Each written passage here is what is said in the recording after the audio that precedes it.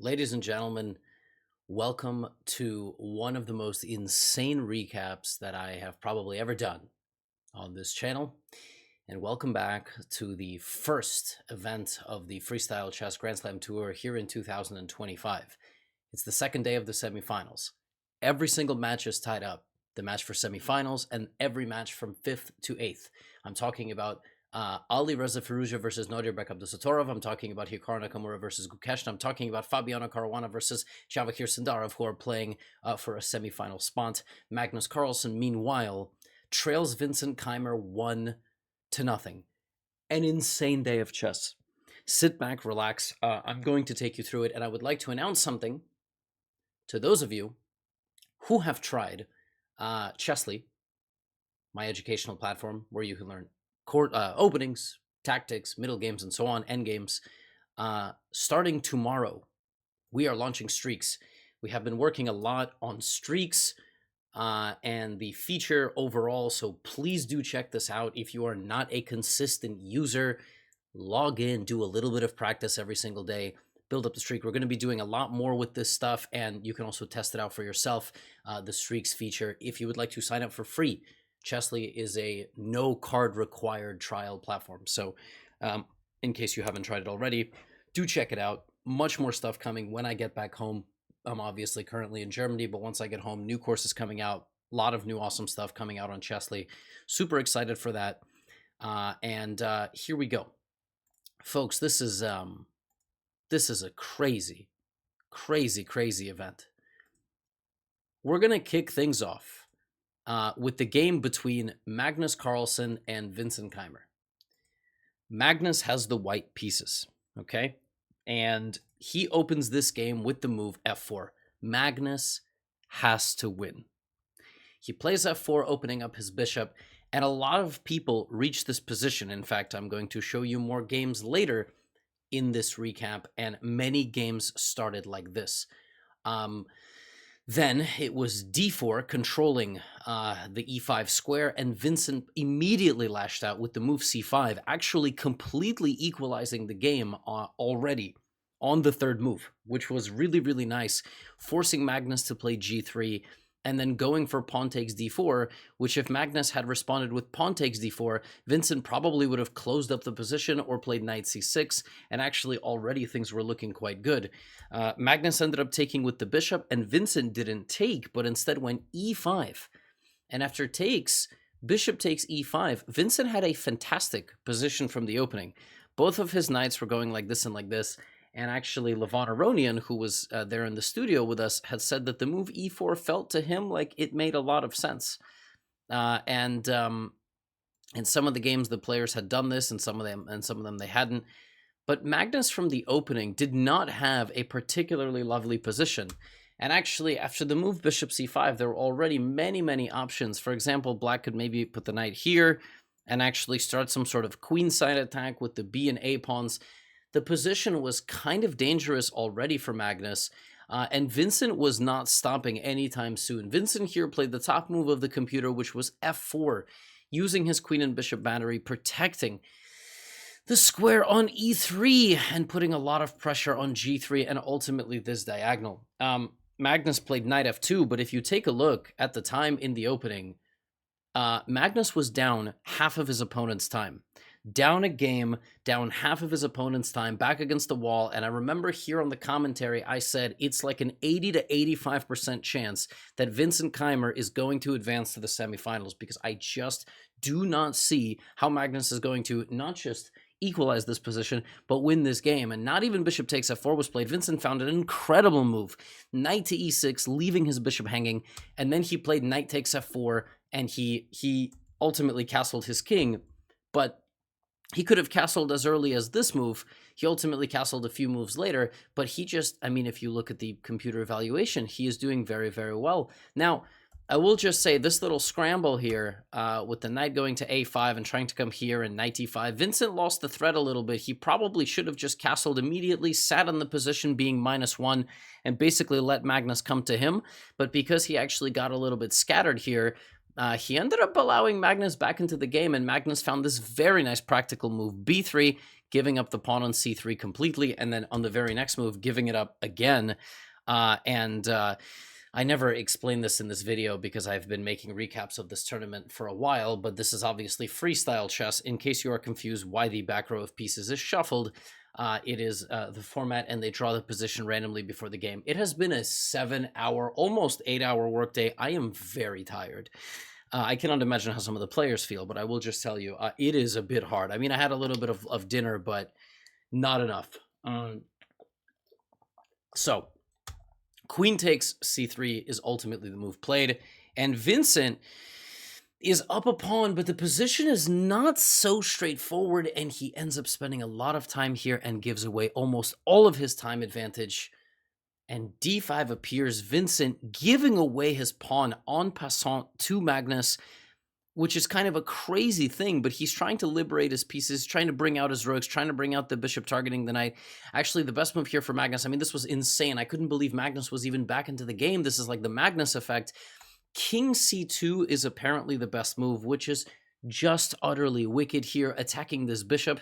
Instead, Magnus did this, and Vincent was able to slowly trade off some pieces, but not enough of them, because very quickly, this was the position, and Magnus was back in business. 2 minutes for Magnus, 4 minutes for Vincent, and Magnus just outplaying his younger opponent. I couldn't believe this. Vincent was -1 from the opening, up 30 minutes on the clock, and the game was just, it was his for the taking. The mini match was his for the taking. There was no way Magnus was going to make a comeback, but here he is, the 18-time champion of the world. You don't just become that unless you're able to create counterplay.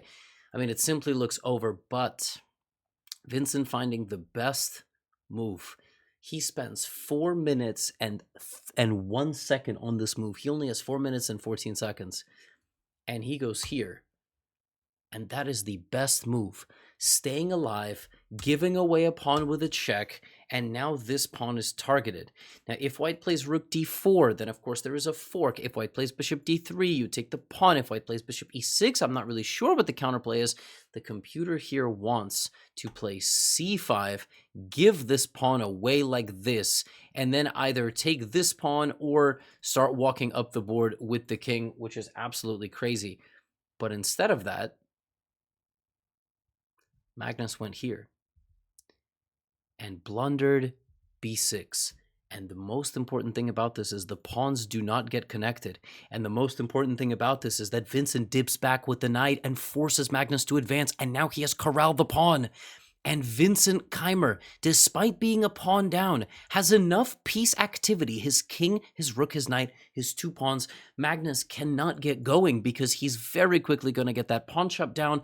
And Vincent, holding his nerves together, ultimately gets the pieces off the board, and the game ends in a draw, and Magnus Carlsen is eliminated in the semifinal. Now, he's not officially knocked out of the tournament, because actually the way the Freestyle Tour works is he's going to stick around and play for 3rd and 4th place, and it's actually really important because he will ultimately only make it to the next event if he finishes in the top 3. So that's very important. Like the qualification system, this is a 5-event tournament, and ultimately that is how it works. Like if you finish in the top, you do make it to the next event. But Vincent Keimer, I mean, he just knocked out Magnus, and he did it in a game where it spun out of control. It was all momentum to Magnus. He stabilized, and he ultimately got the job done. The next matchup I would like to show you is Hikaru Gukesh. Then we will look at Alireza Firouzja and Nodirbek, and then we will look at one of the most incredible matches. I will put timestamps on the video player, I hope. You can jump ahead. That was just an insane match. I mean, what a day. Okay, Hikaru and Gukesh, right? This was a similar thing to what we just saw, except instead of d4, Gukesh is not in a must-win game, so he's not desperately searching for imbalances early. Still, it was Hikaru getting to a very comfortable position in the early going. Both guys brought out their queens, and they had a very stable position. Ultimately, it was Gukesh creating some form of kind of symmetry, like neither guy had an E or an F pawn, and then Gukesh decided to attack Hikaru with b4, and Hikaru could have kept it slow-paced, but he didn't. He brought his knight back, and the second that Gukesh launched a full-on attack, he gave up a pawn. And then Hikaru was like, hey, wait a minute, long castle. And Hikaru is simply much better here with very strong attacking chances against Gukesh's king. Gukesh came forward. Hikaru found this brilliant move, knight c5. Then he jumped again into the position with the knight, trying to get Gukesh to trade. Bishop takes c4, the knight went to g3, and Gukesh gambles here. B takes c6. If Hikaru responded and then set up rook to e2, apparently he is just winning the game. He is beating Gukesh in this position. This is yet another dominant position for Hikaru. Nobody said it was easy, but he repeats the position once. He repeats the position twice, and then he grabs this rook. Gukesh, meanwhile, forcing a queen trade, and that is apparently the wrong place to put the king. King b8 was better, and Gukesh is kind of back in the game. Rook takes, knight to e5, and it's not easy for Hikaru to get rid of the defense. Knight to c6, an incredible move. You cannot take because it's a double check and you would win the knight because of the discovered attack, and fortunately or unfortunately, this is the endgame. Hikaru was winning there for a moment. Gukesh fought back. Ultimately, Hikaru was still up a pawn, but it's not enough to win the endgame because ultimately white would be sacrificing the bishop for the final pawn, or what's even cooler, what happens in this game is this position where Hikaru promotes to a bishop and then they trade everything off. So these boys are going to our first playoff of the day. It is a 10-minute, 10-second bonus playoff, just like they played in the Rapid. And in this game, Hikaru, this one, you know, obviously a totally different and unique position. Hikaru played fast. He played aggressive in the opening. He got up to nearly 11 minutes on the clock, despite starting the game with 10. And his position was fantastic. I mean, he was playing exactly what you're supposed to do in this position. I mean, he was aggressive. He had really bad intentions for Gukesh. And he had a very, very nice position. He was pushing Gukesh backwards, e4, Gukesh kind of scrambling on the back foot while all of Hikaru's pieces are activated and doing good things. But it was never totally over.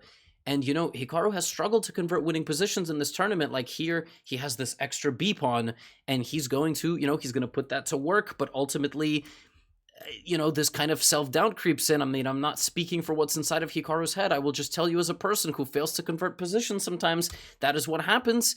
Hikaru gambles, tries to give away the pawn, but rook e2 is a defensive hold. Everything is holding together. Hikaru thought he was tricking Gukesh with the move c5, but rook e2 is a cold shower, and Gukesh is going to hold on, and it's going to be yet another game in this event where Hikaru was in the driver's seat, and he was just not able to put it away. Definitely frustration for him. Like, that must be very annoying. And these boys, I mean, they played this position for 100 moves, 103 moves. Nothing happened. And now we have to play another playoff game. This time, Gukesh is playing with the white pieces. Like, this is so crazy. This is so tense. If they don't win this game, they have to play 5-minute blitz. Then they have to play Armageddon. So they never get any breaks. c4, knight g6. And both guys are able to castle, and they do. So they commit their kings, and here is the game. Gukesh playing with his knights, Hikaru defending the center, and from the opening, it's like a stone wall, right? You know, you're kind of wondering if both guys are going to end up putting their knights in the center of the board. Hikaru trying to close up the position. Gukesh doing a lot of good here, taking a lot of space. Big space advantage for him. And Hikaru gambles early, and Gukesh strikes in the center with e4. And I mean, this is just cruise control now for Gukesh. Queen d4 is looking, queen d2, queen e3. He also can potentially bring something over here like queen f3, queen a3 with a5 ideas. Hikaru goes here, and Gukesh plays knight e4, and Hikaru is on the back foot. But Gukesh plays a bad move. Hikaru misses it. He has this move h5 here, which is just an incredible move. He goes rook d8. Gukesh can still make improvements to the position, but again, time is ticking, and ultimately, he doesn't advance into the position correctly, gets his pieces tied a little bit together. He goes bishop takes c5, but in comes rook takes f4, and just absolute chaos on the board. Rook takes f4, Gukesh under a minute, and he's losing his footing in the scramble. 15 seconds on the clock. In comes Hikaru with queen d2. He ends up taking the rook and hides his king, and he's just up material. Gukesh is unable to find his footing. Hikaru trading, and he's got a rook for a bishop. He is not going to mess this one up. Bishop c4, c5. Bishop is hanging, and Hikaru hangs on and beats Gukesh in their mini match.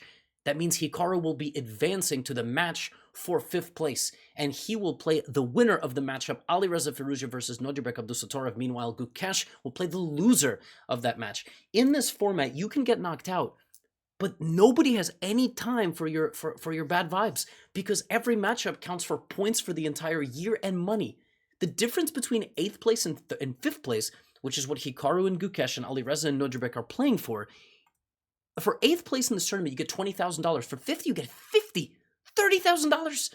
It's nothing to scoff at. I know Gukesh is, making that big cash, and, he's already a world champion, but he's, he's still got a lot to play for the duration of this tour. Now, the nice thing for Gukesh is he actually qualifies to every single event because he's the world champion. There's a sign of respect shown by Freestyle Chess to invite the world champion to every single event, even if he underperforms in one of them. So, yeah, Gukesh is secured for the year. By the way, Firouzja, Nodirbek, this was their game. This was a crazy game. They went a completely unique direction.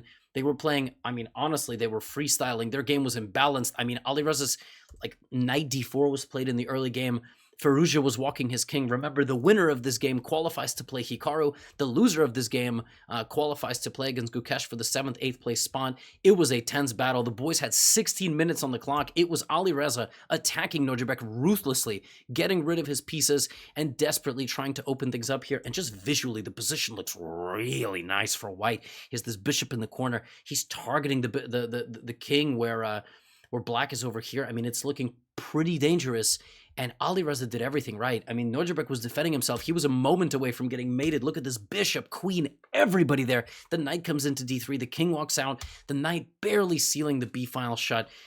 Bishop takes b7 is ultimately what Alireza chooses. But Alireza has this thing where he plays really, really fast. But sometimes he can get into time trouble. Time trouble doesn't benefit anybody. And he ends up in a tense position where somehow, despite having a 2-pawn advantage, he doesn't have an easy way through. He's looking to just make an improving move. He's looking like maybe he's going to shuffle or whatever, but he blunders. And the crazy thing is, this is such a bad moment to make this mistake, because one move. Nodirbek has been sitting defending this position for 36 moves. And the second he gets a chance, not only is Alireza no longer better, he's losing the game, because the rook is getting in wherever it wants, and the queen is attacking here, and actually white's king is the weak one. And in a span of 3 moves, you cannot stop the attack on white's king. This knight should be crowned. It should be the royal knight of Uzbekistan. There should be a royal horse for Nodirbek Abdusattorov, because that knight saved the day. Not only did it prevent checkmate, it won him the game. With a fatal attack on the white king, rook a2, he picks this up, in comes the queen. Alireza Firouzja resigns. It looked like all the momentum was with him, but Nodirbek getting a well-deserved win, and tomorrow he begins the battle for 5th and 6th place versus Hikaru, whereas Alireza Firouzja has to play Gukesh. Can you imagine being Gukesh? I don't think Gukesh has a win in this event, which is just I can't even wrap my head around that. He's drawn a bunch of games, but he ultimately lost to Fabiano and he lost to Hikaru. He hasn't won, and his reward is playing Firouzja after playing Hikaru and Fabiano. This tournament is crazy. This tournament is absolutely nuts. And lo and behold, folks, what I'm about to show you is, sit back and relax, because you're not going to be able to relax. I'm not going to be able to relax. We are about to watch the craziest chess semifinal I think I have seen in a very long time.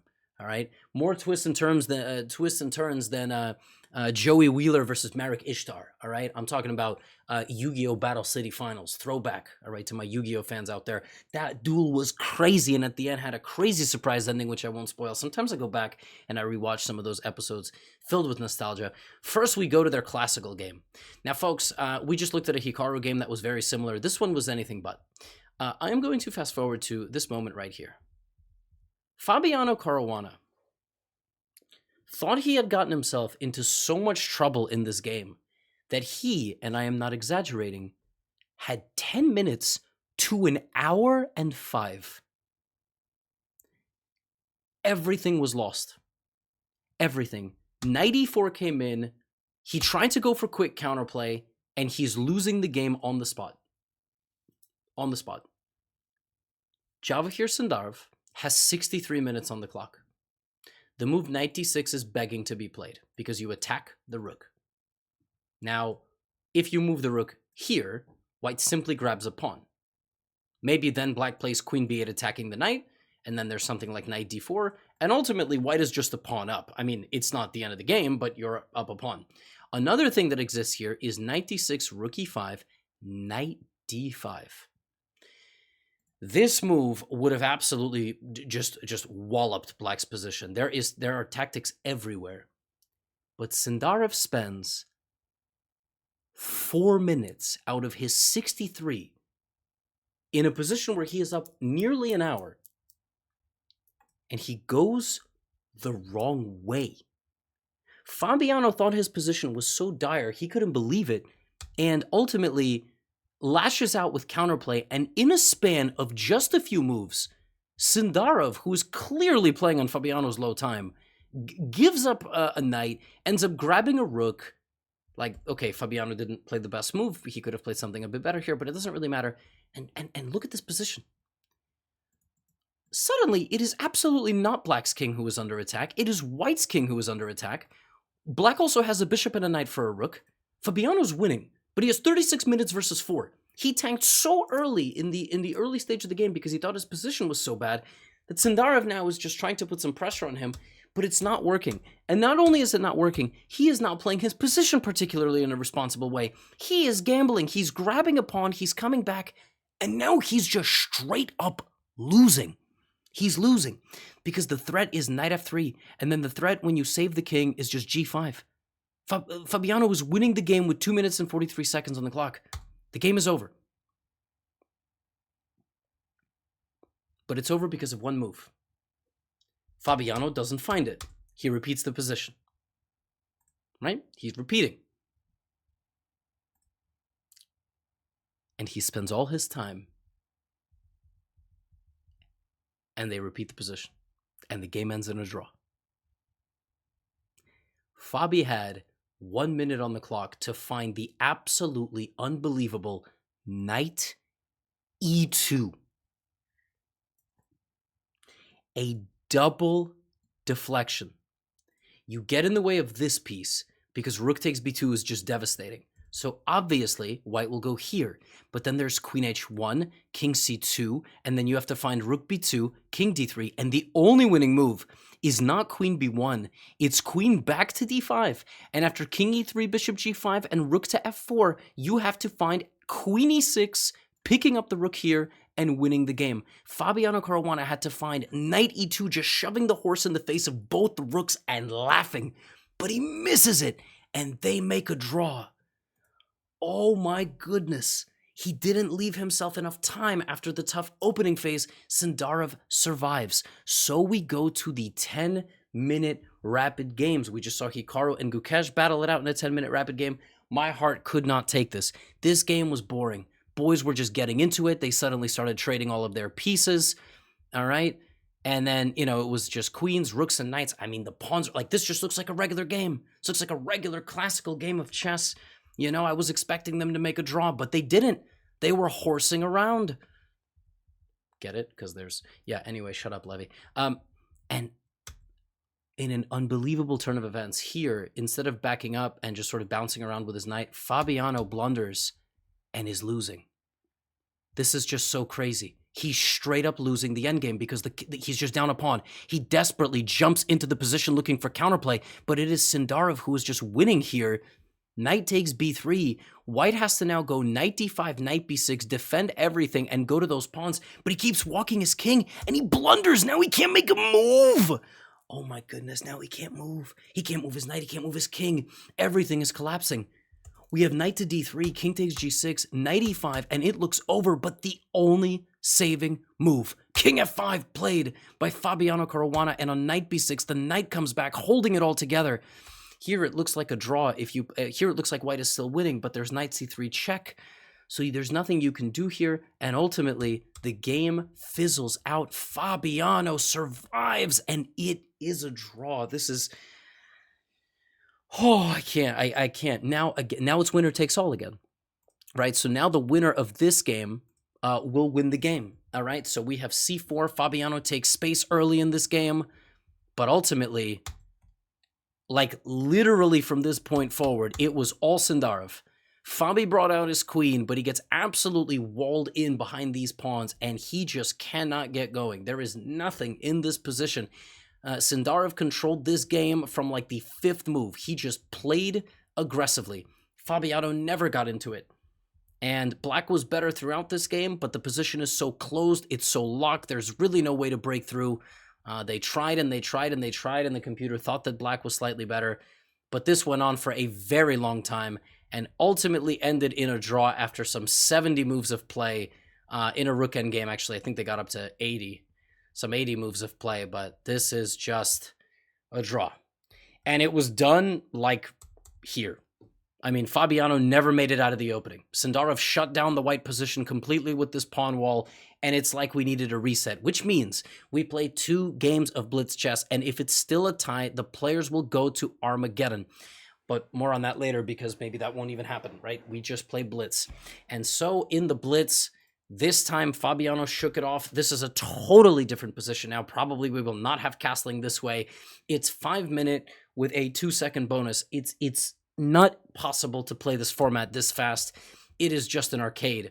I mean, it is literally an arcade game. And Sindarov early on went down to 3 minutes. I mean, the guys were still thinking. They were still trying to take their time. I was watching this game while eating a little bit of dinner, and Sindarov already, his king is just stranded where it is. Right, it is actually going to be Fabiano who can potentially generate some sort of attack, and he did. And here comes the queen, and Sindarov is trying to defend himself, and here comes Fabi, right? D6 looking for complications, maybe a little bit unnecessary. Maybe after queen e7, just a simple move like queen b5 was there, but okay, I mean, you play blitz, you have less than a minute on the clock. Sindarov ultimately getting out of the complications with a little bit of a better position maybe than he had before, but still Fabi on the headhunt. But suddenly the white king becomes kind of precariously placed, and it's a scramble.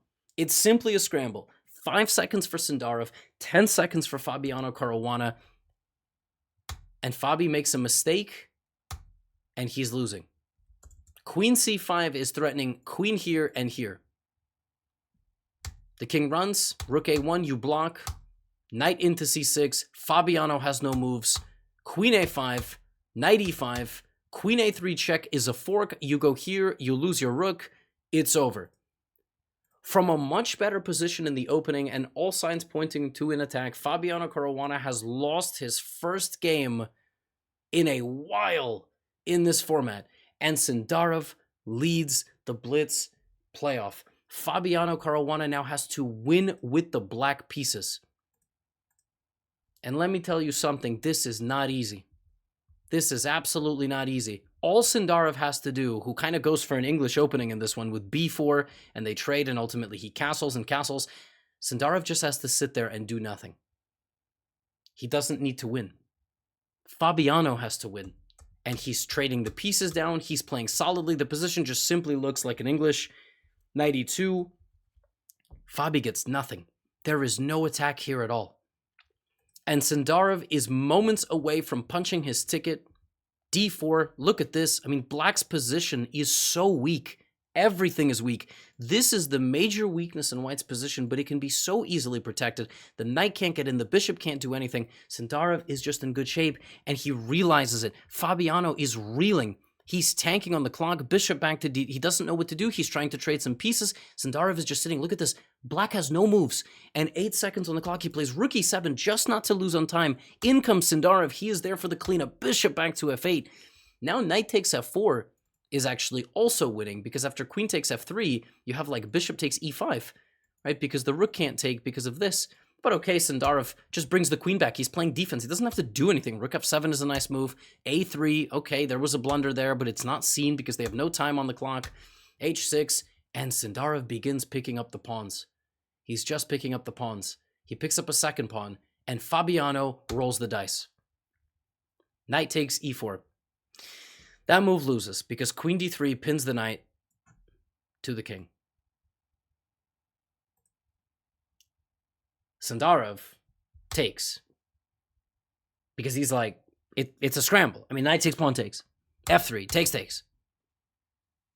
Just bring the queen back. But Sindarov, with 6 seconds on the clock and a pulse of 170, goes for glory and plays queen e8. Sorry, he plays queen d7 first. And after this, what do you do? Because you're threatened all over the place. You actually don't have an attacking move. He has 6 seconds. He makes a move. He threatens mate. But he gets mated first. If you block queen e4 is mate, Fabiano Caruana was dead to rights. He was in a scramble. He played knight takes e4, absolutely gambling. It's impossible over the board, maybe online on a flat board, to see something like this. But 3D with the heart, the pulse at 160, 170, it's just not possible. And Sindarov loses the game, which means we go to Armageddon. And if you've ever seen Armageddon in chess, what it means is the players wager for who gets to play black. Okay? Because the person playing with black gets what we call draw odds, meaning a draw is a win. So you start with less time, but a draw is a win. Fabiano Caruana bid 4 minutes and 15 seconds, and I think Sindarov bid 4 minutes and 45. So for the final game of this recap, Sindarov has to win, and he starts the game with a 45-second time advantage. And apparently, playing the Scandinavian in freestyle chess is not good. c5 played. Still a 40-second time advantage. Fabiano dips the knight, the queen back. But folks, the time advantage for white is gone. Javakir did not have that much time to conjure up some wicked opening strategy. He ultimately chooses a wrong one, and now he's fighting on the back foot. And you have an equal time, no bonus time. I think until the 60th move or whatever the players agreed to, but no bonus time. And white has to win, but black can draw. But there are no queens. I don't know how you're going to win this position without queens. Javakir is going to have to do something. He gallops into the black position. Heart is racing. But knight takes b3. And Fabiano has won a pawn. He's just up a pawn. Everything in the position is symmetrical. And the knight is trapped. Javakir has to sacrifice his knight to escape, but this is just not going to cut it. And Fabiano Caruana is up a piece. Rook c1 is mate. Fabi giving away a pawn, but he's never going to lose this because he's up a knight. He just needs to make the bonus time control. And it's not even going to make it there because knight d7 hits the bishop. Javakir can go here, knight c5 will appear, and he didn't even want to play this out. He's just down a bishop. This is not a game that he can win. Yes, of course he can try to flag Fabiano. He was well within his right to do so, but he resigns, and Fabiano Caruana makes a comeback on the precipice of elimination. He could have eliminated Javakir in the classical game, and Javakir could have eliminated him. Oh my goodness. So for 7th place, it's Gukesh versus Alireza Firouzja. For 6th place and 5th place, it's Hikaru Nakamura versus Nadirbek Abdusattorov. For 3rd and 4th place, it is Magnus Carlsen versus Javakir Sindarov. And for 1st and 2nd place, it is, like everybody expected, obviously, Fabiano Caruana and Vincent Keimer. I don't even know what to say. What an incredible conclusion to the semifinals. I can't wait for the start of the finale. Massive congratulations to Vincent Keimer and Fabiano Caruana. I want to go to sleep after just watching this chess, not because it was boring, because I'm exhausted. Can't imagine how the players feel. See you all for the finals tomorrow. And check out Streaks on Chessly. At least make a trial. You can even run the streak up. Could be exciting for you. It's a lot of fun. And if you've got an account on there, make sure to check it out. Got a lot more stuff coming on Chessly. In the meantime, get out of here.